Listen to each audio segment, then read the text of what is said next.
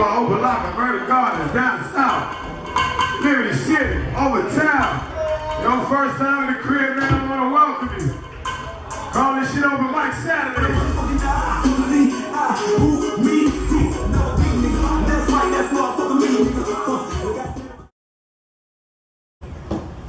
Yo, and welcome to the Ambition Hour on WTW Radio. I'm your girl, Adi 3000, and I'm here with Miami Live. Actually, Miami, just Dade County, period, legend.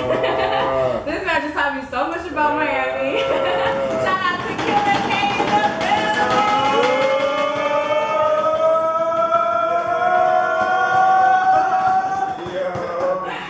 Wow. What's going on? Right. You're the only one who's got to know. Welcome like that. And I got the legend too, so you know. I'm already feeling comfortable. What's going on, Adi? I'm here. I'm so happy that you're here. Oh man, thank you for having me. Ever since we've met you, you have been such a big support and such a big person to give and show love to not just us, but to everybody that comes through Miami Live. Oh man, appreciate that. How do you like DJing at Miami Live? Oh man, I love it. You know what I'm saying? I love it. I ain't gonna tell. I'm gonna tell you a quick story since we're gonna start off on the Miami Live shit. Oh wait. Before we can curse, right? We good. Yeah, we good. Okay. I got a partner. He's he with Coast to Coast or whatever, and he had hit me like, "Hey, we doing this open mic. We picking a couple DJs we want a night." And at first I was hesitant because I ain't gonna lie to y'all, like I don't like do I did it before Miami Live, and this is kind of dope that y'all interviewing me and we get this because before I didn't like doing performances. You know what I'm saying? Like club performances and stuff. I come from like the strip club to where it's like shit. You know, there's nothing against my niggas. You know what I'm saying? These are my people, and you know, but like it's unorganized. When you first coming into the game, so you coming to perform, right? So you come in like you don't got your zip drive. You want to try to play your shit off of SoundCloud. Nigga, we in the club. You feel what I'm trying to say? So this is kind of the stories yeah, like the shit I would go through before. So, you know, I would do them, but I wouldn't like do them. Or you'll get like an artist, he'll come with a zip drive. You put a zip drive in, the nigga got 50 million songs. And we got to sit there for 5 minutes to try. You know what I'm trying to say? So I didn't like doing performances, you know what I'm saying? So when he hit me about it, I was kind of hesitant. I was like, you know what, let me try it, you know what I'm saying? So then, boom, I did it, and I'm not gonna lie to you, I met some of the most genuine, hard-workingest, realest people ever, you know what I'm saying, through the open mic. So now I'm just, you know what I'm saying, I'm in love with it, like I love doing it every Saturday, even from all the other gigs I do, you know what I'm saying, I love Saturday kicking it with y'all, you know what I'm saying, hearing the new music, like, you know what I'm saying, and that's just, it's just a funny story because I wasn't gonna do it in the beginning, like I really thought about it for a day because I just thought it was gonna be just like a whole bunch of 50 million artists, unorganized, this, that, you gotta deal with mics, but credit to Miami Live too, they make it real easy. They make it real easy for the DJ, you know what I mean? They take a lot of pressure off you as far as like with the performances and stuff like that. Definitely. But along with just being there, like it changed my mind. Like I really love doing performances now, like, and I guess, you know, it shows because y'all fuck with me. You know what I'm saying? I get that all the time, like, damn, KILLA K, you drop the bombs at the right time and blah, blah, blah. Because I hear that from them all the time. Because I really fuck with y'all and I'm really into the music, you know what I'm saying? I really fuck with y'all, so it shows when I'm up there and I'm, you know what I mean? I mean, I don't even perform, but I feel like I'm a performer because the way you just make me feel like I feel like a superstar. That's one of the things that I tell people when I invite them to the show. I'm like, you have to come. I'm like, if you don't come to see like the performers, come to vibe and see how it is. I'm like, the DJ makes it so where you get to experience how Miami is because that shit is so Miami. G-shit. And that's what I wanted to make like precedent because I know there's a lot of out-of-towners. Definitely. But when they come to Miami, I want them to get the Miami experience as if you go to Atlanta or you go to Cali and you in the clubs. You know what I'm saying? You're going to hear their music. Exactly. You're gonna hear. So I always wanted to make sure that when they came to Miami Live, you're going to hear there's too many of the names, so I'm not going to throw the names out. But just know if I fuck with you, I'm playing your music. You know what I'm saying? And the out-of-towners, they getting the culture and they getting to hear it, along with the other hits and stuff like that. But I make sure I'm gonna play that Trip. You know what I'm saying? I'm gonna play that Ross. Yeah, I got to. You know what I'm saying? That's like our anthem. So every time they come, they're gonna hear that. Yeah, definitely. Sure. That's one of the songs that I play for my little cousins when they come out from Cali. I'm like, listen, you gotta listen to this shit. Got to. That's like, that's the Miami national anthem. I'm like, this is a song you gotta know, and then I blast that shit in the car. That's good. That's a classic. Yeah. And you know what was so awesome? The Pledge of Allegiance. You gotta cross your heart. Definitely. I took my aunt to Miami Live, like on some. My brother's performing. Yeah. You down? She's like, let's go. Yeah. And so she got to really experience Miami Live, and she got to experience the atmosphere of Miami, because she's seen like the beaches and but she never experienced it that way. Oh, okay. So it was pretty dope. And then she got to see the boys perform. Yeah, you know, and then you're that's just what I'm trying to do. Yeah, you know what I'm saying? That's what I'm trying to do with it. And I also I ain't gonna put my sauce out there so they can steal it. But if you go, I kind of changed up the format. You know what I'm trying to say, or how they do open mics. You know what I'm saying? And I'm not going. But y'all go to open mics and y'all see. You know what I mean? That's why. And I do it for the people who come who not performing. You know what I'm saying? Because they're not gonna know the music. And if you don't know the music, unless it's super talented artists, they're not gonna be that every time. Because a lot of artists, it's their first time doing. They just get into the music, so. If you're not into the music, you don't know the song, it could be a long, grueling night. Definitely. If you're not into music. Definitely. You know what I'm trying to say? Yeah. If you're not into music. Definitely. But I try to create it so I'm going to play this, that, or I'm going to do the format, you know what I'm saying, in between or whatever. So the person who is not necessarily, there for, they gonna vibe. You know what I'm saying? They gonna vibe. Like the dude yesterday. For people like him. Well, he got on stage. And he performed, you know what I'm trying to say? And that's a funny story, because you gotta remember, I'm up there and I see probably people walk in. And when he walked in, he was a Caucasian dude. So, I'm looking like he's, a record label exec or somebody. And then, boy, how that turned. That's funny though, right? Because when he coming in, he's nice, like, damn, boy, work for Interscope or something. He's about to sign somebody. Boy, that nigga was the That's what y'all needs that. Boy, that was the loudest nigga in there. Eddie out on stage, but he dope in there. So he could be an executive for all the fuck we know. Shouts out to the ATL, they was from Atlanta. So you were telling us that last week you guys had a whole bunch of people from North Carolina. Yeah, from North Carolina. That's the thing about Miami Live. That's what's dope. Like, along with, of course, Dade County, Broward County, Palm Beach, Florida. We get people from North Carolina, Georgia, Texas. People fly in and make make it part of their vacation or their trip to Miami to come, you know what I mean, and hit the open mic and hit the showcase and hit Miami Live. That's so smart. You know what I mean? Like, it's dope, and I'm glad that I had it and I met y'all and we here now, Yeah, we're very blessed to have you a part of our journey. Hey. Like, you're lit. That's what I do, but as far as with the music, I call myself the people's champ, you know what I'm saying? Because I pride myself in not being Hollywood, you know what I'm saying? And not being that DJ can't run up on, or a lot of times I get in a conflict because when you're too accessible to people take it for granted, you know what I'm saying? But I just try to have that balance, where I'm not at Hollywood, and I just try to be of the people because I'm in the grind with y'all. You feel me? I gotta pay for my flyers too.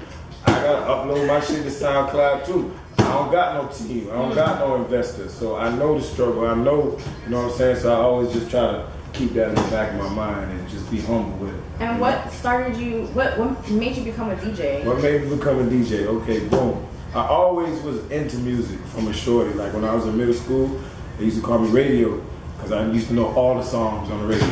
Like back to back to back. And anybody who in the music, you know what I'm saying, they could relate. So I always was into music. As I grew older though, I used to make my own little mixtapes for me. You know what I'm trying to say? Your playlist now, but back then they were mixtapes. It was like a little CD. You know what I'm saying? Now they playlists. And you were right on that bitch. But even before that, I was on the tapes. You feel me? I I was on the tapes, you feel me? And pressing, stop and record, you feel me? Not to get the nigga on 99 Jams. Right. You know what I'm saying? Yeah. You gotta stop it, man. You feel me? Like, I was. Somebody else out on your mixtape? So you had to cut it off. So I was making, you know, just my own shit back then, not knowing, you know, just shit for personal shit or whatever. So as it grew, you know, I grew up. I was always into basketball and playing sports and stuff like that. So boom, short story long, I graduate. I go to school don't work out. You know what I'm saying? I come back and I'm at a crossroads. I'm like, damn, what am I gonna do? You feel what I'm trying to say? I like music. You know what I'm saying? I love going to the club. How can I turn that into a passion? And you know what I'm saying? One day I was just like, man, fuck it. I'm gonna buy some turntables and I'm just gonna do it. You know what I'm saying? But before that, let me backtrack before the turntables. I'm just keeping 1,000 because I'm here with y'all. When I came back from school, and I tell the story all the time. When I came back from school, I was at a crossroads. You feel me? I had no job, whatever, so I started selling weed. You know what I'm saying? Like, I'm just gonna keep it all the way 1,000. Boom. So I'm out there serving. You know, I had me a little spot. Boom, boom, boom. I hooked up with some DJs. You know what I'm saying? Who were already in the game and doing DJ stuff. You know what I'm saying? So they used to come by the crib and blah blah blah. One time they took me to the studio, so I got to be in there one day and. You know, he's making mixtapes and just doing DJ shit, you know what I'm saying? And I'm in there and I'm selling them weed. That's why I'm in there. But I used to do it because he used to get me out the trap, you feel what I'm trying to say? And just to be in a place of music and not in, you know what I'm saying, doing illegal activities where they could kick my door down every fucking day, you know what I'm saying? So I used to just do that to be in the studio. So while I'm in the studio though, I'm peeping that they're always asking me, okay, this song hot? You okay, what's going on? You know what I mean? Listen to this, listen to this, listen to this. So I'm like, over time, like, and I never forget, like he came out with a mixtape and like 4 or 5 of the songs on the mixtape were songs I picked. So I said, well, damn, I said, I put 2 and 2 together. Nigga, I'm gonna put out a mixtape. You feel what I'm trying to say? So just by seeing what they were doing, I took my little motherfucking weed money, bought me a computer, you feel me? I bought me a little Pro Tools. Let me clarify mixtape too, because you got mixtapes, you know what I mean, back in the day with the turntables and blah, blah, blah. And then you got mixtapes where you do it on the Pro Tools and you place it and you do your tracks and shit like that, you feel me? So I learned how to do that before ever touching the turntable. You feel what I'm trying to say? By going to the studio and watching them put their placements and okay, whatever, whatever. So boom, I bought a computer, bought a fucking inbox or whatever, and she was basic as fuck, you know what I'm saying? Played some tracks, bounced it. Exactly, bounced it, blah, blah, blah, and then I made my first mixtape. So boom, how I got the buzz, my first mixtape, I needed a theme. Cause I was like, damn, what I'm gonna do, you feel what I'm trying to say? I like trap music, you know what I'm saying? I like, you know, Raw's, T.I., Jeezy, Gucci. So I'm gonna do a mixtape. I'm gonna do a mixtape to just put all of that shit together. Cause you know, before that, like I hear mixtapes, and aside from, and I give it to Gangsta Grills, and there were a couple other mixtapes coming up. Yeah. Like you'll have a Chris Brown, and then you'll have a Jeezy, and it'll just be all over the place.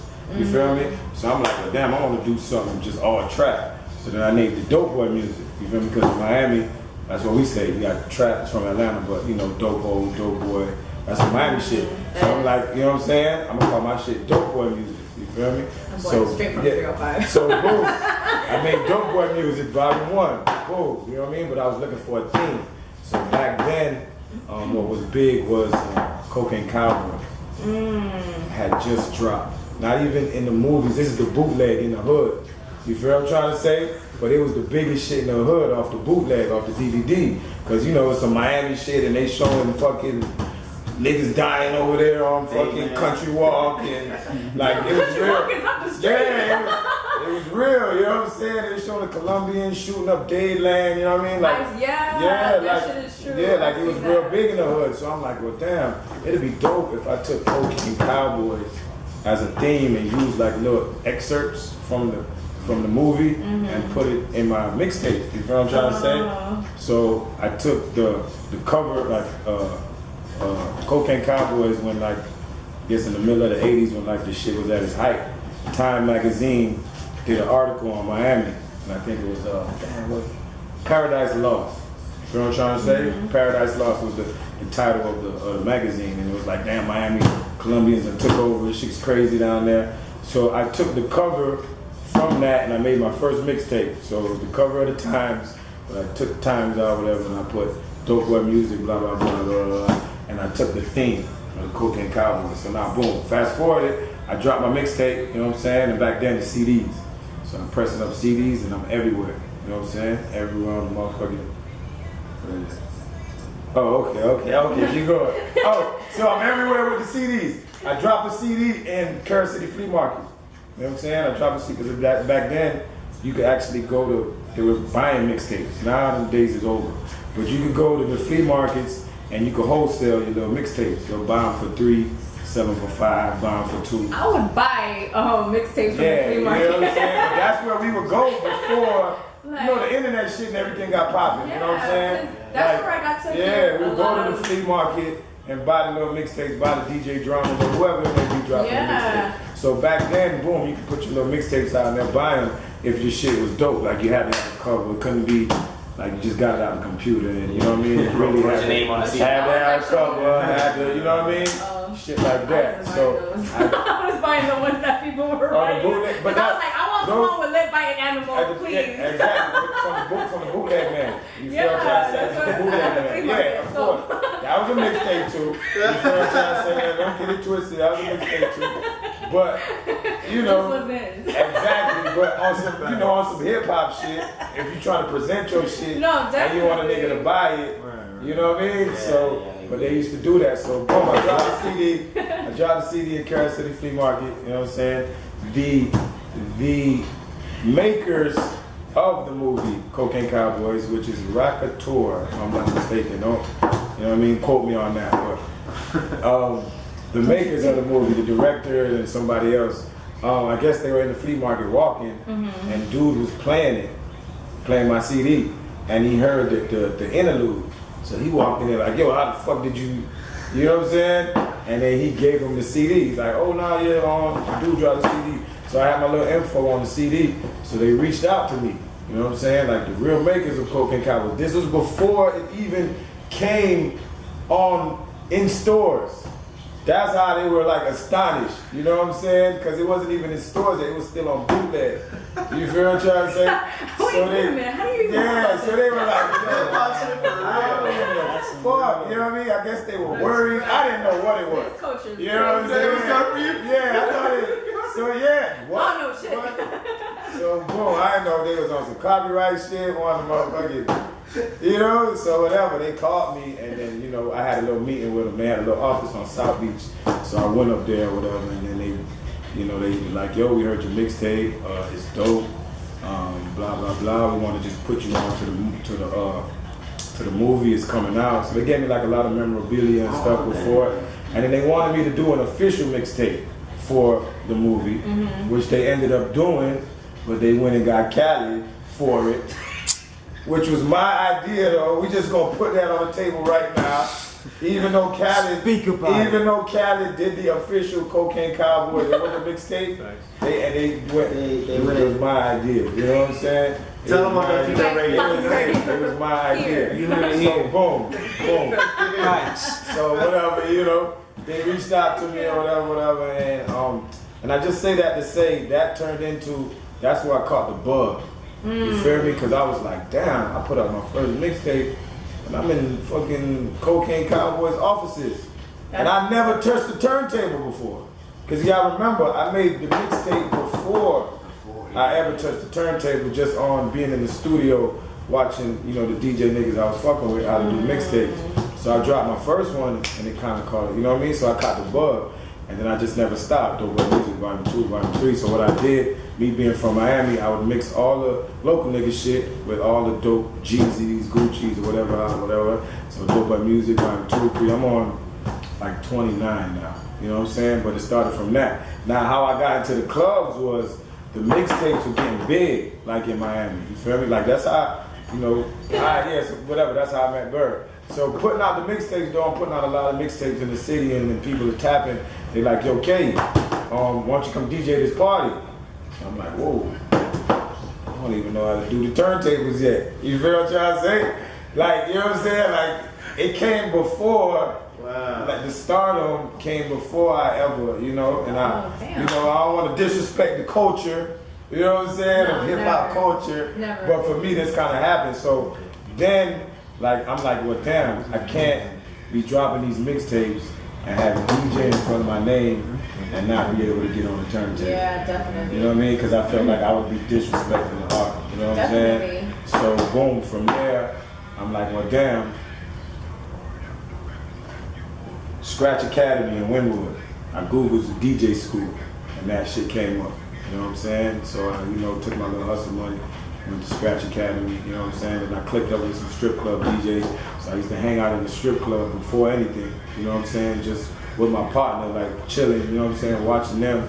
And that's how I got into it, more or less, you know what I'm saying? Yeah. From that, but putting out my first mixtape and it creating a buzz, and then knowing I had to really be a DJ. I couldn't just be putting out these mixtapes, call myself DJ KILLA K, Yeah, and then you're not. and not know how to turntable. So I was kind of forced into jumping on the turntable. Then through Scratch Academy and, you know, my couple strip club DJ partners I hooked up with, comes now the KILLA K, where I'm at now, where I'm turntables, mixtapes, clubs, it don't matter. You know what I'm saying? But one of the things that I admire about DJs is, number one, my dad is a DJ. Yeah. He's been a DJ since I was a little girl. He's not like your type of status, but he's a DJ. He's a DJ. He's a Hey, DJ. but look, a DJ is anybody who plays music and controls a party. Definitely, he's the one who sets the vibe. He's ever since I was little. Vibe setter. You could be the rawest nigga on that iPod. Definitely. If your playlist is popping, you feel what I'm trying to say?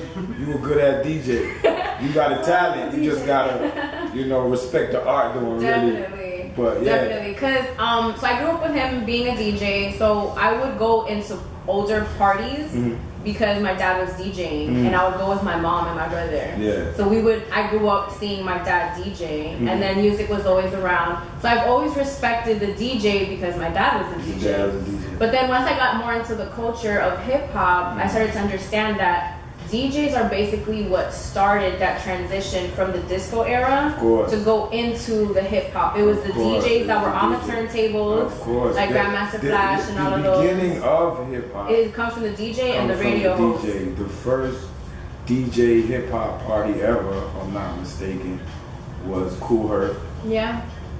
In the Bronx. Yeah. And then to go deeper than that, hip hop came from reggae music. There's type of DJing and stuff like that, because Kool Herc is Jamaican. Yeah, he is. You know what I'm saying? So you're Jamaican too. Mix 2 shots. 2 shots in the air. Like some reggae now. G shit, 2 shots in the air for that. But yeah, you know what I'm saying? Culture. From the whole everything. DJing, and then it just going into the whole hip hop thing. So I know you're a really big Dade County like artist supporter down south, the trap music. But do you have other music that you like? Because yesterday you played Beanie Siegel at Miami Live. Yeah. That shit was lit. But you got I was like, yeah.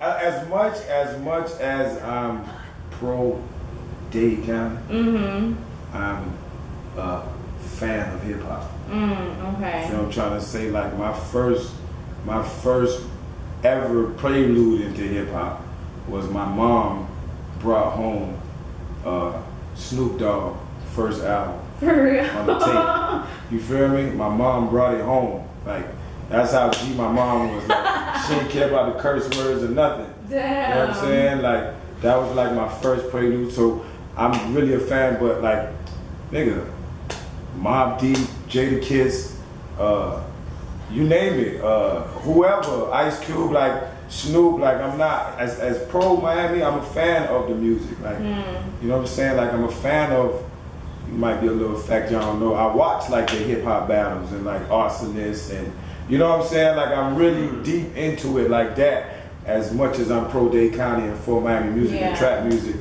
I'm into everything, you know what I'm saying? I listen to a little bit of everything. I listen to a little bit of everybody's, because for me, it's not really where you're from, it's where you at. And in the beginning, hip hop was, for me, it was like the news, like CNN. I've never been to Cali, but I know, you know what I'm saying, through Snoop and through Easy E. Like palm You trees. feel what I'm trying to say? Like that. This how they rocking over there. You feel me? Yeah. I know through the Ghetto Boys and blah blah blah. This how they rocking in Houston. I know through, you know what I'm saying, Outkast and T.I. whatever. This how they rocking in Atlanta, and so on and so forth. So for me, as much as I was of the culture, it was more like a CNN of what my brothers and my people who are of the culture, what they doing in their city and how they rock. Definitely, because of hip hop, I knew about New York. Yeah. I knew about Atlanta. Nah, because of man, hip hop, you know, and not it's to so say universal. hip hop raised me. You feel what I'm trying to say? Not to say any like, you know, I hope I don't sound crazy when I say this, but like my dad wasn't around. He was around, but they were, you know, they split up. You feel what I'm trying to say? So like, he wasn't there kind of physically. He was always there, but like he wasn't a deadbeat. Don't get that twisted. You know what I mean? My dad was always there, phone call away if I wanted to go live with him. You feel me? He just wasn't around. So when you don't have a dad in the house, you still need that. You know what I mean? And it was through like Tupac and listening to these niggas, and I learned codes and ethics, you know what I'm saying, on how to move as a man. You get what I'm trying to say? And that's not for nothing to talk about these niggas nowadays, but I think that's what the hip hop is missing. You don't got enough niggas who was setting the standards. Like Tupac was on Hennessy. I wasn't drinking before. First ever drink, they offered me, what you want to drink?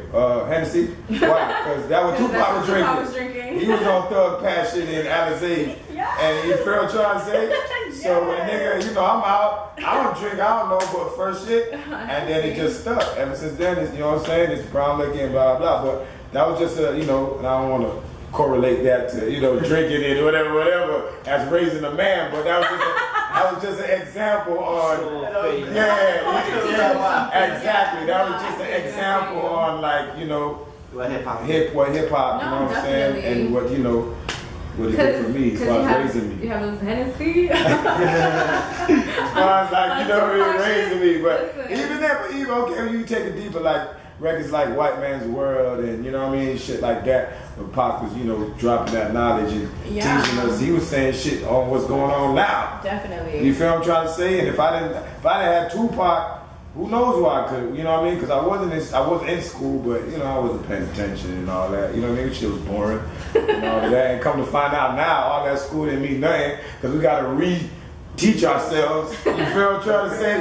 So, like, yeah, really, truly, like, hip-hop saved my life. So I'm a fan of it, you know what I'm saying? Like, I love it, but I always want to put on for my city and put on, you know what I mean? Because we have a voice and our spin of hip-hop is different. It's like no other place in the world. You know what I mean? Really don't get the light like that, but just want to make sure I do that. But I'm a fan of hip hop. So yeah, and I see you that. can ask me about anything. What? Most Def. Ooh, I love Most Def. I love Common. Black Star. Talib. Dead Prez. The first Dead Prez album. I tried. Classic. Come on, man. I like, you know, like I don't play it in the clubs because, you know, it has its, you know, places, but trust me, I'm always on wanted it. to know that. I'm like, I gotta know. What Killa K listen to? If a nigga popping in fucking Wakanda, nigga, I need to hear my nigga. So I need to. Let me get that vibranium heat, nigga.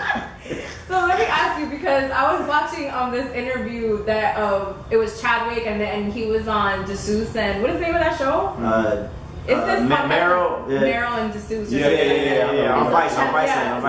So Chadwick was on it, and they're like, oh, so think about you know, how many people are gonna sample the movie? Would you sample? Oh, of course. Would you sample? Of course. Nah, to get even deeper, there was like a part in the movie to whereas I think she was like the warrior princess who protected the king, but she was involved with the other king. And they were fighting the kings, and they were about to fight each other. And then he was like, well, damn, you're my wife or something. How you gonna kill me? And she put the pole to his throat, and she was like, nigga, for Wakanda, nigga. You know what I'm saying? Yeah. You better relax. You gonna die. You know what I'm saying? Like, shit was real. Like, that shit was real. That was like one of my favorite parts of the movie, though. Your favorite part, mine too, because like shit, it was just like, listen. Yeah, Yeah, but so I definitely would sample that, like on a mixtape or something. I definitely would get a lot of shit from the movie. Have you heard the soundtrack to the movie? I haven't. I've heard a couple records. I need to get into. I heard the Kendrick. I think nigga I fuck with from the West Coast, Mozzie. Yes, he got a he's track. on it. He got a track on there. I ain't heard all of it though, but I heard the Kendrick record for it, and I heard the Mozzie record for it. Yeah, that's the one that's like kind of reggae type. I really gotta get into it. I gotta check it out. I haven't stopped listening to it. I saw the movie that weekend that it came out. Yeah. And I was so in love. Nah, that movie is and I know that you went with your nephews. Yeah, I went with my nephews. Cause you know it's really important with my nephew, my mom, and my sister. You know what I'm saying? Nice. Cause it's real important for them, you know, to see a black superhero. And how was it seeing your nephews watch the movie? Man, they love it. We added, you know, me and my nephews got a little handshake. You know what I'm saying? We go we do the dab. Well, we added that motherfucking ha to that shit. You know what I'm saying? So now That was official. Yeah. But it was important for them to see a black superhero. You know what I'm saying? Because coming up, nigga, we ain't have no black. I mean, come to find out, he was around, if I'm not mistaken. They said that this shit started in the 1960s or something. Was the first been around for a Marvel, but it just was never, you know what I mean? I didn't know nothing of them. So for them to just be like, all right, Superman cool, but we rocking with the Black Panther. You know what I'm saying? It's like dope. So I had to take them and see that. You know what I mean? It was monumental for them. Yeah, that's something that I learned just from the movie, and then because I watched a lot of the interviews because I love Michael B. Jordan. Like Jarrell says, Michael B. Jordan's the new Denzel. Got all the girls going crazy. He's my screen favorite. So I've been watching a lot of. He is screen saver, not great. I'm done. Yeah, they do. You see, it's because I changed it up. I gotta change it up. Nah, you good. Where was you at when he was in, what was it, Forest Station? Definitely was probably, you know what's crazy? What was the name of the movie? It was for Fruit. Oh, yeah. It was shot in the Bay. It was something. Nah, everybody right because he. Well, no. The reason why I know is because I watched his interview. And I'll fuck with you. I love him. He Yeah, because I watched Creed, all that shit. But it's funny that. So you really fuck. No, I do. I told him, when we saw the preview, I was just like, Michael B's in it? I was like, bro, we gotta go watch it. We need to go watch some Thor movie. That's dope that you really into. I like to see that. You know, nowadays with Instagram, everybody's just, the new hot shit. But it's dope when you really into people. Because to me, like, I don't give a fuck what level you are. Because, like, to me, like, the same way that I'm gonna treat you is the same way I would treat Khaled if I were to meet him, or if I were to meet another DJ. Like, to me, it doesn't matter. Like, you're a person, and we all need to treat each other that same way. Human. You know, and for me, because I learned this recently that he was in the movie Hardball. Oh, okay. But I didn't know. Yeah, he was in Hardball, and this man my brother loved that movie, so I used to watch it all the time with him. Yeah. So, but it was just funny because Jarrell of Spitz, shout out to Spitz and How who are in the studio. Jarrell was just like, everybody into Michael B. Jordan now. Like on Instagram, like there's no chill. There's no chill, and it's just like now, why you gotta wait until like this dude's out of his shirt and like all that stuff for him to be actually as praised. But then again too, that's just life too. No, definitely. I mean, shine on, boy. Yeah, it has its, you know what I mean? It has its, you know, whatever, because it took Black Panther and stuff for people to actually understand that, damn, he's a dope, even though he was dope before. But that's just the same thing with the music. It ain't easy. You know what I'm saying? I can tie into what we talking about. Like, it's going to take a long time, you feel what I'm trying to say, for you to get that Black Panther moment or get that whatever moment. You know what I'm saying? It's going to take a minute. So. And what advice would you give to some of these local artists that are coming up? What advice would I give to local artists coming up? First and foremost, understand that the music industry is not a get in, get out type of vibe. Like, if you commit to this shit, you commit to it for the rest of your life. Okay. You know what I'm saying? Because it's going to take some years for you to see any kind of just scratch in the surface. And that's where a lot of people, they give up because it's tough. You know what I'm trying to say? It's hard. So my first advice would understand that this is a commitment you're making for the rest of your life. You know what I'm saying? And then along with that too, it's got to be your passion. Because if it's not your passion, you just trying to get in and hustle, you're going to lose. You know what I'm saying? You're going to lose. So it's got to be your passion. If it's not your passion, don't even get into the music business. Wow. You know what I'm saying? Don't even get into it. It's got to be something that you do even if you're not getting paid. Yeah. Because if you getting into it for that quick flip, you're going to lose.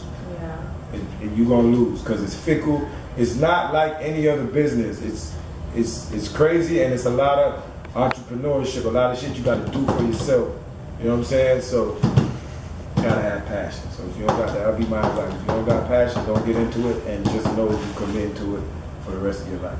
That's real, because that applies in all aspects of what it is that you would like to do in your future, in your life. Yeah. But also in the music industry, it's a lot more different because it's so out in the media. It's so out because you have to be consistently putting content out. Because then your audience is like, what are they put like? They hype me up in the beginning, and then now they're not posting. So you have to completely. Oh yeah, nah, that too. Yeah, that too. Like That's why I say it's gotta be your passion. Yeah, it has to be something that you're just like all in or nothing. Something that you do every day, to whereas you're not acting, it's just you. Whereas it's easy to be posting whatever you're posting when it has to come to music, because it's just you got it, because it shows with everything. And if it's something you do like on an everyday, you get up and do every day, it's not work. You know what I'm saying? It's not work, it's passion. And I know you also personal train, so tell me a little bit about that. Yeah, definitely, Let's talk about that, man. Shouts out to COT Fitness. He's not just a DJ. We're not getting checks from everywhere. One of the top trainers in Miramar. You know what I'm saying? You can find him. Shout out to the Zoo Health Club.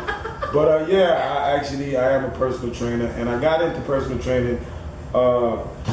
First and foremost, I was always in the gym because, you know, I'm always athletic. I play basketball, so I was always in the gym working out and stuff like that. So getting into the music industry, I also understood I had to have a hustle outside of music to pay for the music.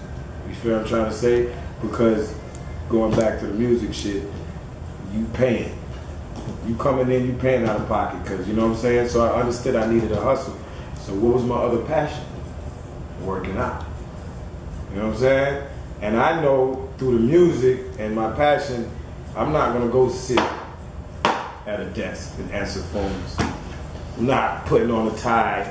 You know what I'm saying? Now that's just not me. Not no offense to anybody who does that. That's what you like. But I'm trying to say, but you gotta be, that gotta be you. That gotta be you. You feel what I'm trying to say? I'm a type of nigga, I'm like, well damn, I don't like wearing button up shirts and stuff like that, but I know that's what you gotta do in the business world.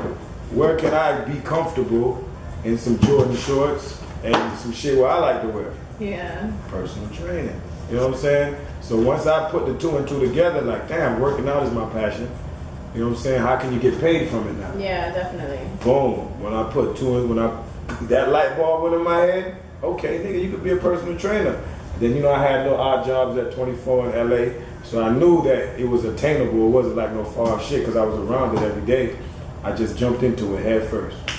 You know because you said that you took the test on Saturday and then like Monday you were a trainer. Yeah, because, okay, well, we know, I don't want nothing about it because, you know, we ain't going to do that to the fitness world because you really got to go to school for it. And, you do. And you know what I'm saying? Like, it's any other field, but what it was, I was already working at 25 Yeah, Fitness. no. You know what I'm saying? It wasn't like room like that. I was working at 25 Fitness at the front desk.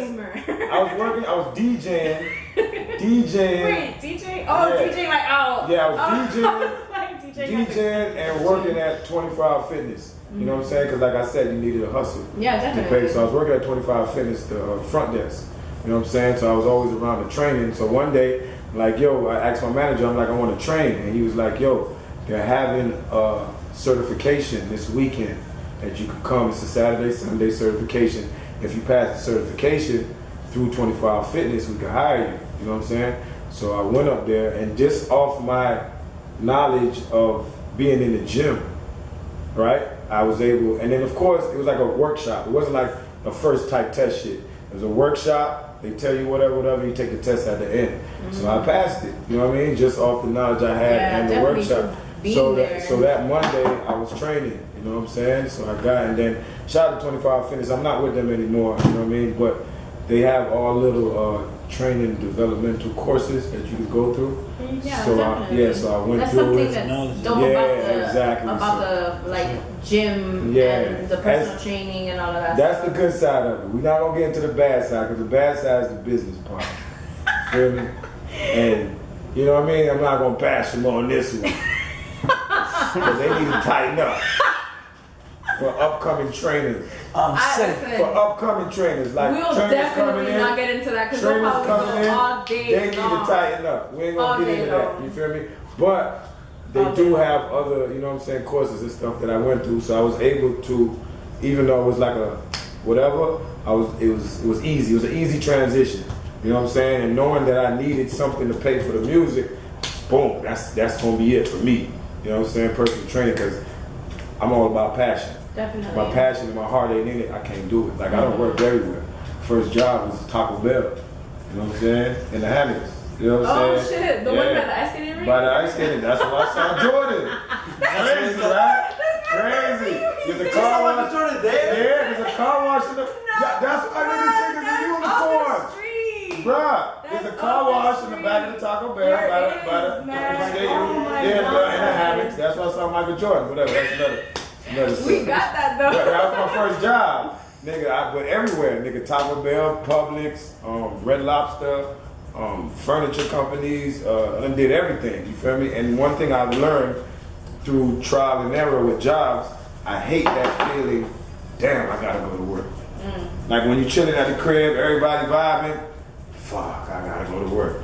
That feeling is like one of the worst feeling ever. Definitely. You feel? Especially when you got something that you're passionate about that you could be doing and you see other people doing it and they're making money and you gotta go to this fucking shithole and listen to this fat supervisor who can't do the job you doing telling you how to do your job. You feel what I'm trying to say?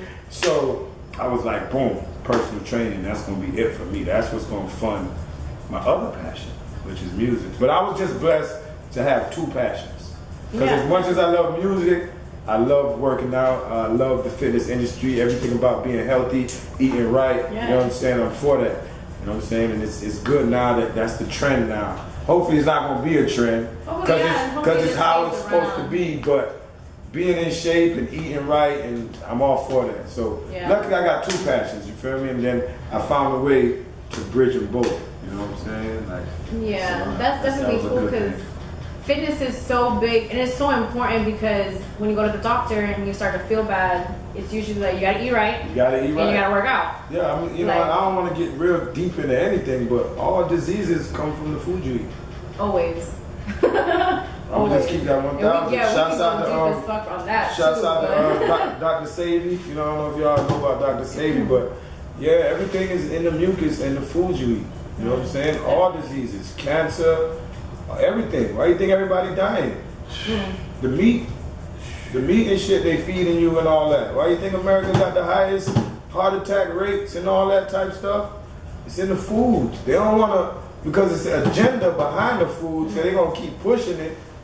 But that's what it is, bro. If you want to be healthy, you got to eat right. You know what I'm saying? You got to remember, like, a lot of us too are from different places of the world. You know what I'm saying? That food. Where we ate differently. You know what I'm saying? Like, our grains were real grains and shit wasn't manufactured. You know what I mean? So you got to, you know, get in tune to shit like that. But yeah, definitely, man. Food is. Your mom seems, she's very organic. Yeah, my mom has been a vegetarian. First of all, she stopped eating meat in 1987. Before it was cool. Before it was cool. That been on game. The only reason I eat meat now, well, I try to stop now too. I ain't gonna lie, you just fucking up lemon pepper wings in the back. Which were But fire. the only reason I eat meat now was because when we were younger, the quote unquote doctors told my mom that we weren't getting enough protein because we were all vegetarians and we were going to be sick and blah blah blah. So she kind of had us scared, you know what I'm saying? So she would, all right, so I'm gonna make y'all eat chicken and stuff. funny story about my mom. She hasn't eaten meat since 1987, but all through the years she cooked it for us. You feel me? She cooked it, yeah, trial and error, giving it to us. Does this taste good? Does this taste good? To where she got her little swag, you feel me? And she would make chicken, she would do all types of stuff for us, you know what I mean? Fire too, I'm talking about brown stew, everything, you know what I'm saying? But never ate it, and don't get that shit in her pots, you know what I'm saying? Yeah. But yeah, she was a vegetarian from forever, so she was big on just, my mom's, 62, rides a bike to work. You know what I'm saying? Like, yeah, like she really on it. Yeah, really. How is your relationship with her? Oh, that's my heart and soul. That's my everything. You know what I'm saying? Because coming up, that's all we had. It was us. And I just think back now, every time I think of my mom and like coming up, how she made it work. Yeah. You feel what I'm trying to say? Like, women and single moms are like super women. You feel me? Because now being on your own and seeing how hard it is to have kids and hold down a whole household. You feel me? Because like even like for my mom, when we first came down here, she started off as a waitress. And she just came here with like your uncle. Right? My aunt, and my uncle were down here. You feel me? And you know, my dad and my mom had a little situation, so she just packed her bags. You know, my mom was like that. She just packed her bags. Oh, and then boom. But I ain't gonna lie to you too. Quick story too. What made her so, I guess, vigilant on going out there? She found Buddhism. You know, my mom's a Buddhist. You know what I'm saying? My mom's a Buddhist. I think she converted in like maybe 89 or something. You know what I'm saying? Yeah. I forget the years. Though. You know what I mean? But she's a Buddhist, so she had that in her. Like, you feel me? Like, fuck this. You know what I'm saying? So on her faith and everything, she just was like, man, I'm going out to Miami. I'm gonna make it work. She's a survivor. Yeah, exactly. And then we came down here, and you know, she did her thing, and you know, she went from waitressing to working for the county, paralegal, you know what I mean, whatever. She just grinded, but it was all by herself and 3 kids, you know what I'm saying? Me, my sister, and my brother. But it's just how they make it work. It's just like, it's almost like shit. How do they do it? Like, it's almost like, how in the fuck, you know what I'm saying? Like, imaginable. But no, I love her to death, my old girl. Definitely my heart. That's good, cause I got my dreads because of her. Oh, she has longer hair. I've seen it on your story. I love your story, by the way. She started, I think. You're welcome. I'm trying to keep it entertaining by just being me. But she started my dreads. You know what I'm saying? So that's kind of like our connection. So I said I'm gonna keep them. Yeah, and she has like pretty long, like super long ones. I saw them on your story. She know how to do them, man. She started mine. And then she got to the point where she, you know, nah, you too old now. I ain't doing them shits no more. You better pay somebody for that shit. Yeah. You do go somewhere to get them done for you, right? Because you got it done for the movie and everything. I see you, Kay. I was seeing your Instagram. I'm trying to keep it fleet. But I ain't gonna lie to you. Quick story. When I was going to, when I was at Robert Morgan, you know, hanging out in Perrine and Richmond Heights, they used to say I had the Kendall dreads. They were always pretty, like, cause my mom would say if you're gonna do them, you gotta keep them neat. Right. You feel what I'm trying to say? You gotta keep them neat. Not nothing, you know, about, you know. No. She was like, you gotta keep them neat. And so smelling good and everything. You know what I mean? That's you know, that's where I get it from. My mom just always being on me. You gotta stay on top of them and get it twisted, you know, and shit like that. So that's where that comes from. You wanna go? So I have a really serious question for you. Like, run it. This might be. You're not ducking nothing. Run it. When do you sleep? When do I sleep? That's a great question. That is a great question. Because I be tired, boss. That is a great question. And you be at the strip club. That is a great question. You probably like at 3 a.m. Now look. At the gym at 5 a.m. Now look, I ain't gonna lie to you. Sleep for me is a big issue because I'm in 2 different worlds. You know what I'm saying? Yeah. I'm in the music industry where there's no sleep, no sleep. But I'm in the fitness industry where your ass better sleep. You feel what I'm trying to say? You want results. If you want results, you get what I'm trying to say? Yeah. So for me, it's like it's a fight. But I do sleep. You feel what I'm trying to say? But I try to get 4 to 6 hours. Okay. That's good. You know what I'm saying? 6 on the high end, 4 on the low. I don't do like the 8-hour, 9-hour. You feel what I'm trying to say? And then for me too, why I can't really sleep in the fitness industry, the money is in the morning. That's the more serious people. Definitely. The doctors, the lawyers, the teachers, they trying to get it in and then go to work. So I'm gonna give y'all a little jewel on my young upcoming trainers coming up. 5 in the morning to 9 in the morning, that's the money period. Definitely. Not that afternoon vibe, you feel me? Because you're gonna get the people who go to work and they tired, oh, I don't wanna work out no more. 5 to 9, where you get motherfuckers before they go on to work, that's the money period. So if I'm trying to get my money, I gotta be up. You know what I mean? I gotta be up. But like you see it, I DJ and then go straight to the gym. He be at the strip club, like. You know what I'm saying? I DJ and go because you know, I got so much passion. I got 2 passions, so I don't want to lack in each. You get what I'm trying to say? Because like for me, and I don't use it as a handicap. You feel me? But I'm so deep into the personal training that like it's kind of a handicap for me in the music because I could be spending more time working on my DJ shit. You feel me? And being a better DJ. You know what I mean? But I just juggle it because I love both. But what's good, one of the things that I've always loved about the fitness industry is that when you are a personal trainer, you get to basically pick your own hours. Exactly. Because at least you know that from the 5 to 9 it's lit. And then you get like a little... And that's another reason why I picked it. You know what I'm saying? Because you're your own boss. You feel me? And it's when it's passionate, you're dealing with passion and you want to work, you want to be your own boss. Definitely. You feel what I'm trying to say? You don't want to listen to nobody. You want to make your own hours. You want to. So that's another reason, aside from it being another passion, is you're your own boss. You make your own schedule. Because I love the whole fitness thing, and then I do work like a 9 to 5. So if I don't work out in the morning, and I have to work out after work, it sometimes doesn't happen. Trust me, I'm in it. All you afternoon people I train, talking to y'all. Work out in the morning, man. Before you brush your teeth, do your push-ups, man. Oh my god. Because if you wait, you go do what you gotta do and try to put it off to the end of the day. And then you don't do it. You're never gonna do it. Unless you have so that, much shit you gotta do during the day. Unless you're pretty strict about it. With kids and work or whatever you gotta do. Sometimes you gotta cook. So you gotta get it in first thing in the morning, but what? Motherfuckers wanna sleep. They don't wanna get up an hour earlier. You know what I'm saying? They go, motherfuckers love that bed.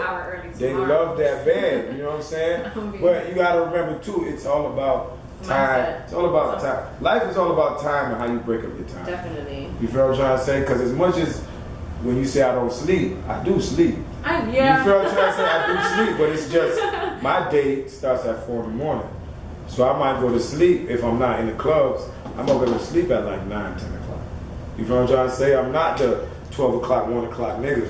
Because I gotta be up at 4 or 5. You feel what I'm trying to say? So it's all about time. Like, you feel what I'm trying to say? If you go to sleep at 9 o'clock, 10 o'clock, you could get up at 4 in the morning. Motherfuckers be like, damn, K, how the fuck you get up at 4 in the morning? It's only when I DJ that I do that. But if I'm at the house or whatever, like, I'm in bed from 9, 10 o'clock. You know what I'm saying? Because I gotta get up in the morning and get it. And if you start at 5, your day's longer. As opposed to starting from 9. Like, nigga, you start at 9 o'clock, I started at 5. Like, even with the training, like, the trainers and stuff were coming at 9 o'clock. Nigga, I done knocked out 5 people by the time you walking in. Damn. You feel what I'm trying to say? I done knocked, by the time you walking in, I done, motherfucker, I'm up. So that way, by 12 o'clock, nigga, if I done did 8, 9 people, I'm Gucci. So y'all afternoon trainers, I don't gotta worry about y'all calling out. Cause I done got it in the morning. You know what I'm saying? Yeah. But that's something that, cause you listen to Eric Thomas?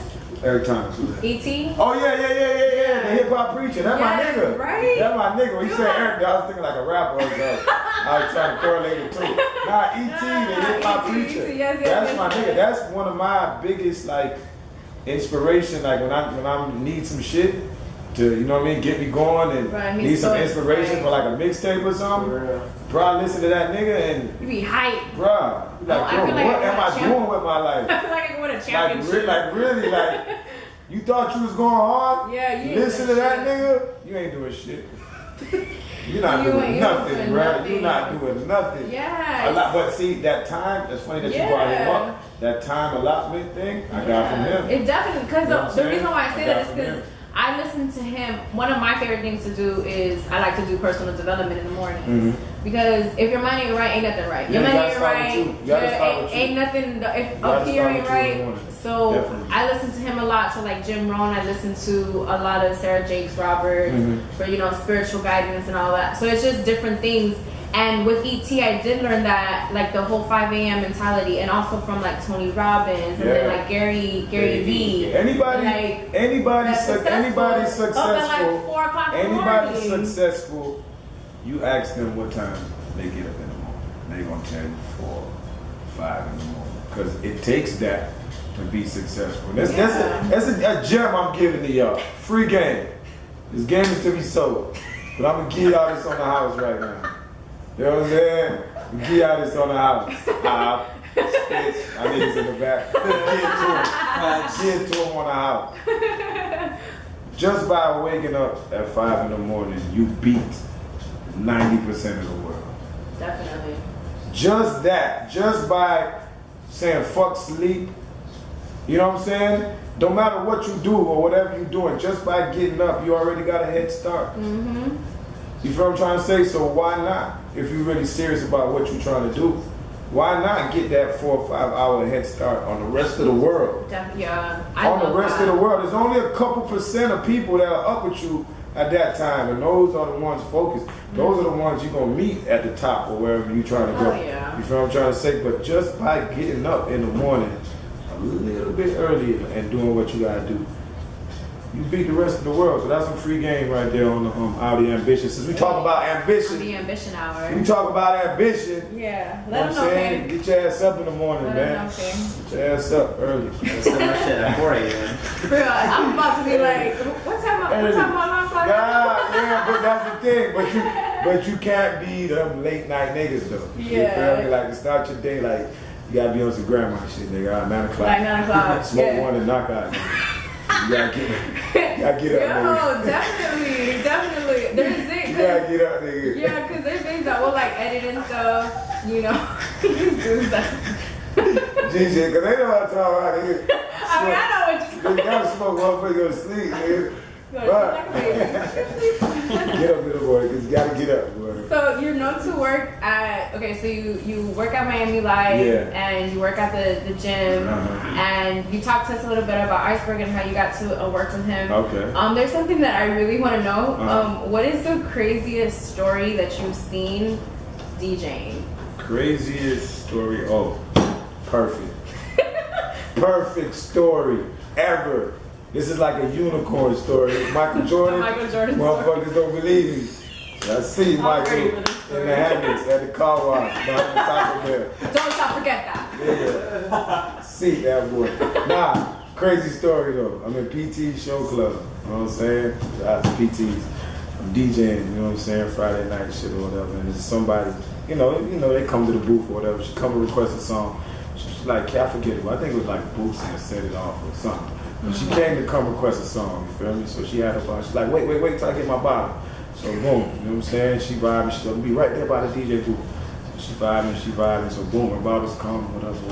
She's like, yo, King, play my song. So boom, I drop the boost and dog. She opens the Hennessy bottle, pours it in her face, in her eyes, like championship. Like you know how they do when you win the dog. This is Hennessy in her eyes. Let's go. Set it off in this motherfucker. Wait, what? She didn't die? She didn't die, y'all. What? Like she do that all the time. Me and my dog was there. We laughed about it. He gonna laugh when he see this interview. Cause we always laugh about this shit. You know what I'm saying? We always say that shit. But I lose tonight, nigga. Hennessy in my eyes, nigga. We always clown about it. Dog, I swear to God, dog, she popped me, but it's a girl now, too. You feel me? My shoes kind of butch, you know, whatever. We ain't hating, though. That's how you rock.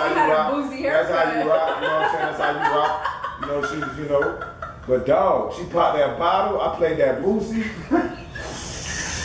Hennessy to the eyes, man. Oh, shake it off. I'm ready. Let's go.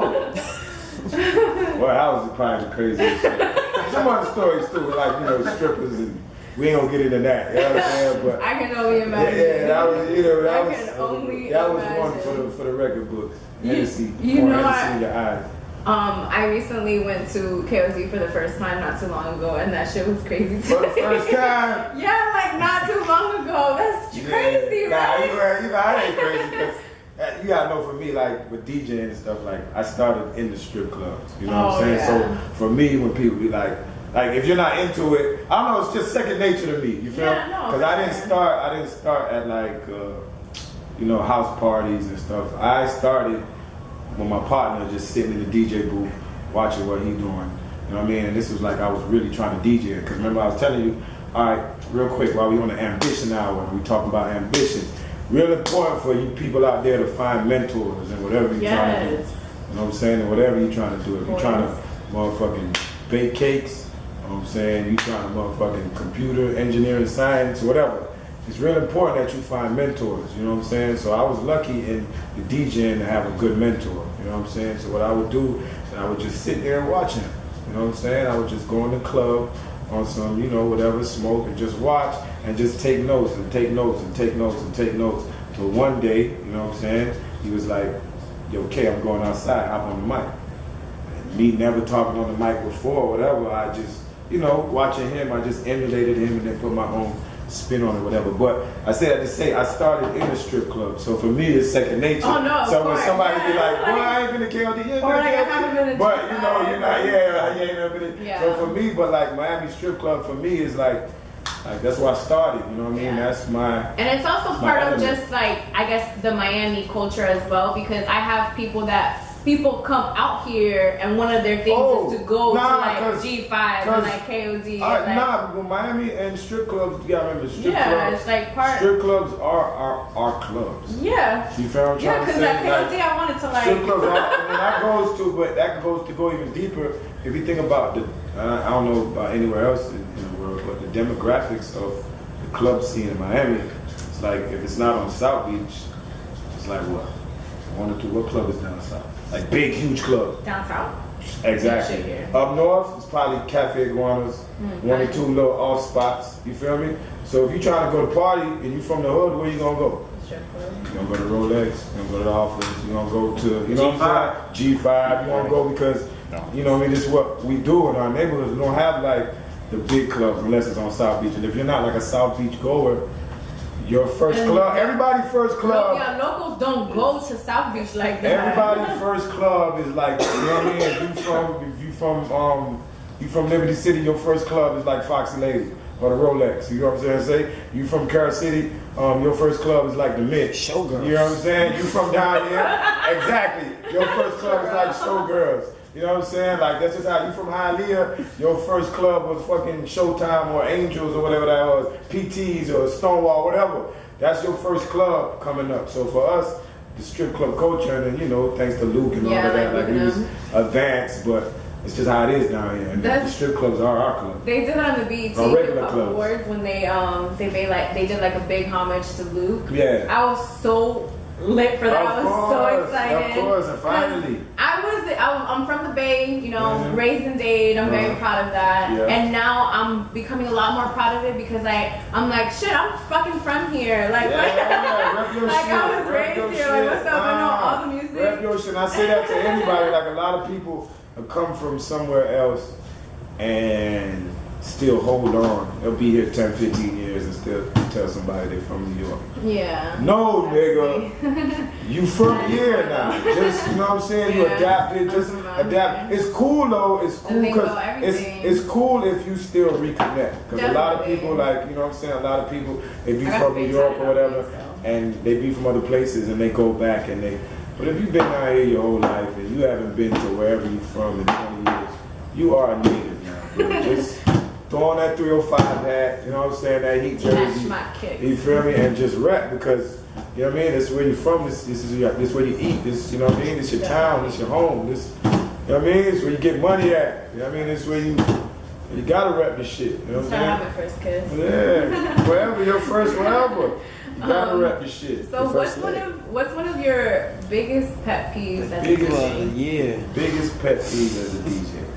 We'll start with if there's a small DJ booth, everybody want to be a DJ. Be a DJ. You know what I'm trying to say? Like, damn, my nigga. Big ass club, 80 niggas in the DJ booth. You feel me? Like, damn, dog. That's one pet peeve. You feel me? If you're not like invited or like family not rocking with you, you know what I'm saying? Another pet peeve. Another pet peeve, and people do this all the time, is they'll try to come whole conversations with the DJ. Like whole conversations while the nigga working. And another pet peeve, don't come to the DJ booth using somebody else's name. Like somebody will come to the DJ booth, like for instance the other time, yo, I'm Jay-Z's cousin, so-and-so, so-and-so. Like, bro, or they'll come to the DJ booth and be like, yo, I got this record, they playing it on 99 Jams, they playing it here, they playing it here. That don't mean that DJ is gonna play it. You feel what I'm trying to say? Just because this DJ is spinning it or you got whatever. So don't come to the DJ booth on some, like, yo, I'm this and that, I'm doing this. Just, you know, and then always greet the DJ like it's the first time you met him. You feel what I'm trying to say? And I say that to say, like, don't come in there like I'm on some so-and-so or have any preconceived notion about anything. Yeah. First time you meet the DJ is the first time you meet him. Because everybody is different. Like me, I'm not Hollywood. You feel me? You can walk up on me on the booth, I'ma listen, whatever. Even if you talking some fuck shit, you feel me? I'ma listen to you. If the fuck shit gets a little deep, then we go, you know what I mean? But I'ma listen. Some DJs, you can't walk up on them like that. You feel what I'm trying to say? So know that every DJ you dealing with is different. Just because you deal with a DJ like this, don't mean this same DJ or the next DJ you deal with is the same. You feel me? Just because this DJ is good at that, you know what I mean? So yeah, that was one. I have a couple of pet peeves as well. So, and one of them is the whole, like, just because you're being played on X, Y, and Z, that doesn't mean, or that you have this amount of, like, I guess, clout or something like that. I have to really we still gotta establish a relationship. Yeah. We still gotta establish some type of repertoire. Exactly. Like, I'm just not just gonna put you on. And me as another nigga, I'm not gonna follow it just because they playing on 99 Jam. I don't care. Yeah, like, I gotta fulfill it. Just because this DJ playing it don't mean nothing. If I don't like it, I don't like it. You know what I'm saying? I don't like it. You know what I'm saying? But we have to, because also when we put songs, like for me it's on the radio show, but when you put songs on when you're DJing, you're putting your name behind that. Of course, you standing on it. You standing on it. And especially when it's a local artist, you and then they say some crazy shit that you ain't never heard. That too gets tricky too, because I'm talking from a DJ perspective. A lot of times the record that the DJ playing, he might not even stand on it. He might not even like what he's talking about. You know what I'm saying? He might not even like the artist as a person. But two things, if the people demand it, you're gonna have to play it. You feel what I'm trying to say? You're gonna have to play it. So a lot of times, yeah, we play music we stand on, but a lot of times we play shit that we don't really like. But you feel me? Or we don't really like, but that nigga just cut a check. You feel what I'm trying to say? Because it is a business. Everybody got and we still eating. A lot of niggas, you know what I'm saying? And niggas call it payola or whatever. Nah. We eating. You feel what I'm trying to say? It's just like the dope game. So if a DJ has a platform and you want to sell work on his platform or get some work out on the nigga's platform, you gonna pay. You can't buy some dope and go set up on that nigga corner, be like, I'm here, I'm gonna get it off. No, you gotta pay your tax. It's just like anything. It's just like anything. Like, it's a business. You feel me? At the same time, we working. Like, when you see a DJ in a club, don't think that was some overnight shit to get to where he's at. So you gotta respect his grind. You gotta respect. He's done. You feel what I'm trying to say? You gotta understand that sometimes he might not be able to play your music. You feel what I'm trying to say? Like, there's a lot of shit that goes into that DJs get a lot of flack for, but they don't know the behind the scenes of it. You know what I'm saying? So yeah, back to what we were talking about. A lot of times you'll play a record that you might not stand on, but real solid DJs who have their crowds, and you know what I mean, they do that, and you know, they whatever. But we might not fuck with the artist, but if that shit is the popular shit and 59 million niggas came to the DJ booth and requested it, I'm here for the people.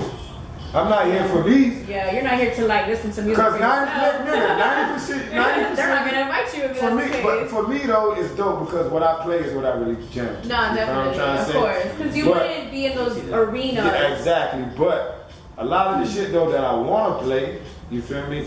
I don't play because it's not of what the people want. Yeah. You feel what I'm trying to say? Or I still play like songs that are old that I don't really vibe to, I don't really care about no more. I still play because it's for, you know what I mean? The people love it. You know what I'm saying? It's for the people. So you got to understand you're there for the people. You're not there for you. You know what I mean? You're there to have a good time because a lot of times people get caught up. You know, motherfuckers just want to come to the club after they have a hard day and fucking ice trade their game. Ice trade their game. They're not caring about your lyrics. Nigga, they done had a hard day. You feel me? They just want to fucking get some Hennessy, smoke one.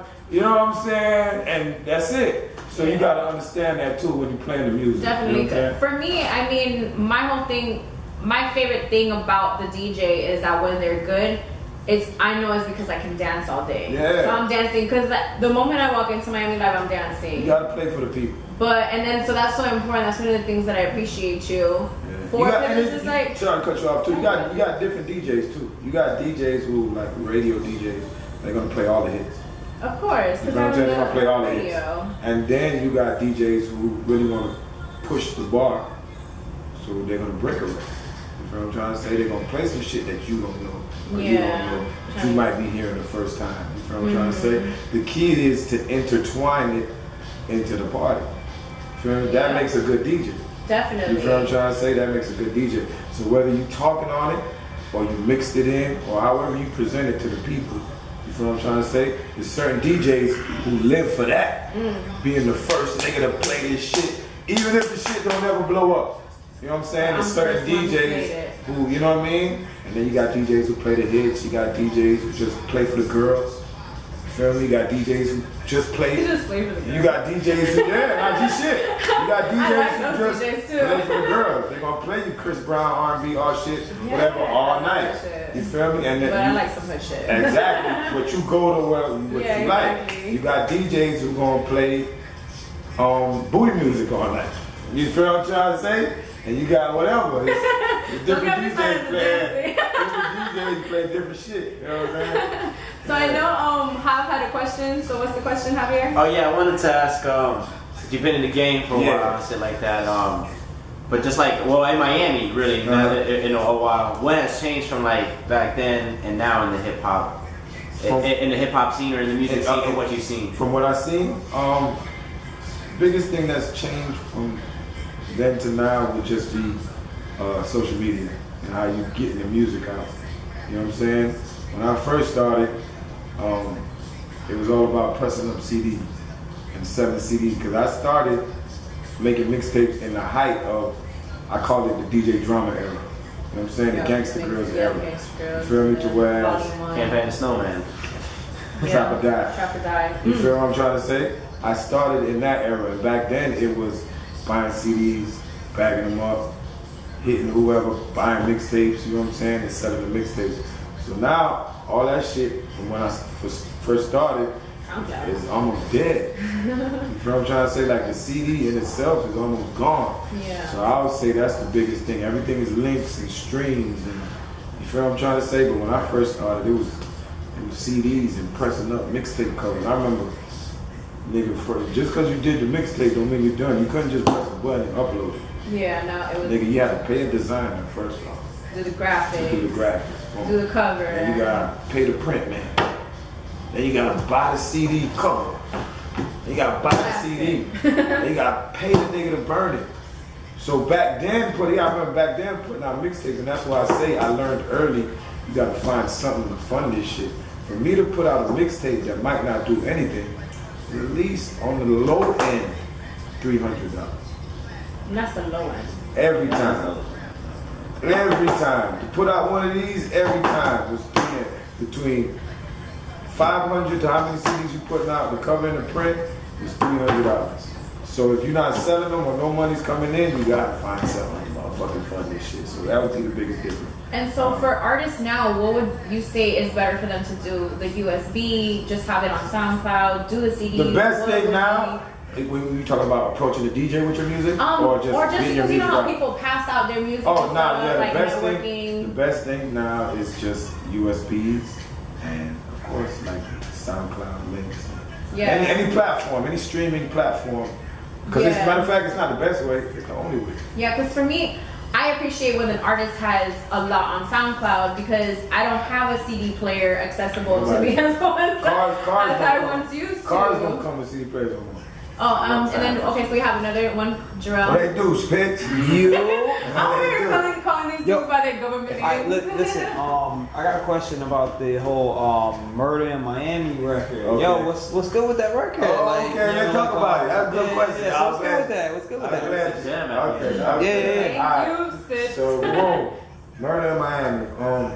We could go back before. Like, I put out an album, like a whole album. You know what I'm saying? With like Miami artists and my own beats and stuff like that. You know what I'm saying? It was called Killa. K-I-L-L-A. I spelled it with 3 A's. You know what I'm saying? And I put that out, so I got a little bug. Only thing though, that was like, for me, that was just a learning process or trial and error type thing. You know what I'm saying? Because I learned like it's hard to market and promote your own records. You know what I'm trying to say? And get other DJs and stuff. So how Murder in Miami came around, I caught the bug again. I was like, yo, I want to put out, you know what I'm saying? Put out another record or whatever. Put out another album. I'm still working on an album, by the way. I'm done with you, Kay. Stay tuned. Still coming. But I'm working on it, and like now I want to get a new single. So through, I got the beat. I'm always getting beats from like different producers and stuff. You know what I'm saying? Like, yo, Kay, because here goes some beats. So I'm always getting beats. So I had a beat through DJing and stuff. I knew YD. I mean, shout out to YD. I mean, big rapper out of Overtown. That's like my brother, you know, just He's a World Star documentary. Yeah. YD, man. Real talented brother out of Overtown. I just knew him from the club scene. You feel me? Him always pulling up on me, dropping off music, and you know, just supporting him and stuff. So I had a beat. So I reached out to YD. I'm like, YD, man, I need you. You know what I'm saying? I need a hook and a verse. You know what I'm saying? So he went to the studio and he heard the beat. And 5 minutes later, you know what I'm saying? He came up with the hook. I give it all to him. Like, I ain't even gonna lie to you. Nigga, he came up with the hook. Nigga came up with the hook and the verse. Like, I played him a couple beats. He heard that one. Oh, he was like, what's the name of the album? And I'm probably gonna change it. I don't know yet. But the name of the album was Miami Murder. Feel me? So he was like, Miami Murder. Murder in Miami. And that's how the Murder in Miami came from me telling him, yo, the name of the album is Miami Murder. So he went to the booth. Nigga, talented brother, man. Shouts out to YD. But yeah, he went into it. 5 minutes, he came up with the hook, came up with the, I gave him a kind of, gave him an idea where I wanted to go with it, you know what I'm saying? Because I wanted to kind of, on Murder Miami, I wanted to showcase different hoods of Miami with different artists. You know what I'm saying? So I wanted to pick 3 of the hardest neighborhoods of Miami and showcase it visually. You know what I'm saying? And get their perspective on life. You know what I'm saying? Somebody out of Liberty City, somebody out of whatever. So I got Project Stacks. He was out of the Pork and Beans. My dog Chevy King, he's from Murder Gardens, and then YD from Overtown. So boom, YD dropped the verse, dropped the hook. My dog Chevy just happened to be in the studio. But he got, you know, Chevy, he rap too, he do his thing out here, shouts out to Chevy King. He got so inspired by YD, he like, Kay, I gotta get on that motherfucker. I'll pay for the video. Damn! That's how real niggas do. You feel me? Damn! Yeah, that's how real niggas do. Plus, that's my nigga too, you feel me? But he like, yo, Kay, I gotta get on that shit. I'll pay for the video. So boom, YD did his verse. Then he went in there after YD laid his verse, you feel me? And then through the club and shit, I know Project Stacks. I'm just fucking with me, so I'm like, damn, I got niggas from Murder Gardens. And at the time, I was living in Liberty City too, you know what I'm saying? This man's lived everywhere. Yeah, man. Dade County. So yeah, I was staying on 54th in Liberty City, and I wanted somebody from Liberty City to rep on my song, so Project Stacks, straight out the Pork and Beans, you don't get no realer than that. And that's how that came together. But really the vision, I gave YD like a kind of love, and then he gave me the hook and the verse, and then that's how Murder Miami was born. So I always salute YD for that. You know what I'm saying? People give me the credit, but I just gave him my idea and he took off. And then it just turned into that. That's right. Yeah, it turned Thank into you. that. Shouts out to Young Zoe, which is one of Iceberg's producers. Shouts out to Young Zoe and DJ. He gave me the beat. You know what I'm saying? And then I just hollered at my niggas and put it together. But I got a couple records though out there. I got some shit out there. Y'all When you bring get it to ready the for it. ambition You know what I'm hour, saying? you're gonna have to come Records back out here. here. Y'all get ready for it. It's just Records. I do so much. That's why I say sometimes the personal training is a handicap for me. You feel what I'm trying to say? Because I'm dealing with people's lives. I can't half-ass it. So I gotta be there too. You feel what I'm trying to say?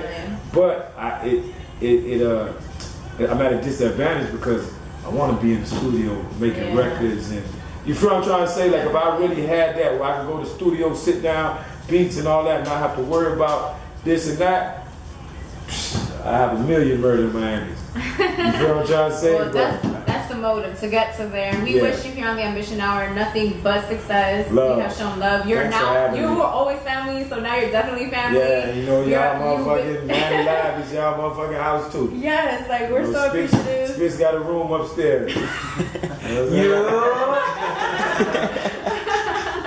Thank you so much for being here. Thank you for coming to the Ambition Hour. I'm so grateful. Make sure that you shout out your Instagram, your SoundCloud. K Murder with an A, KMURDA 305 on Instagram. DJ KILLA K 305 on Twitter. K Murder 305 on Snap. And I believe the SoundCloud is Murder in Miami, if I'm not mistaken. Murder in Miami. Or Murder in Miami 305. Oh yeah, big mixtape out there. I just dropped a big mixtape, Murder for Hire. That's on Dat Piff. You go ahead and get that. I'm at Miami Live each and every Saturday. If you're in the city, pull up, man. I'm here, man. DJ KILLA K, out the Ambition. Shouts out to Dub. Worth the wait, man. Yes, thank you. Thank you so much for being here again, KILLA K. This is the Ambition Hour, and I'm Adi 3000. Episode 9. It's a wrap.